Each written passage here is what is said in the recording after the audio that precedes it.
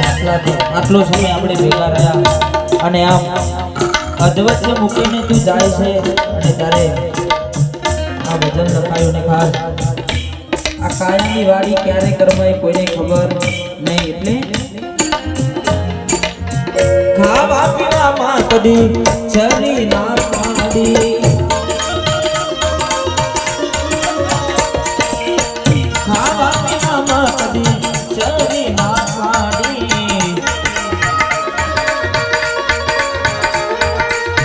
અંતે કાયા તારી બગડીને જવાની અંતે કાયા તારી બગડીને જવાની અને ખાસ 12 પીરના અલગને રામદેવજી મહારાજને યાદ કરવા છે એટલે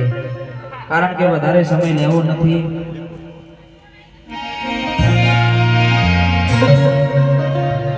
અરે બાલા વાળા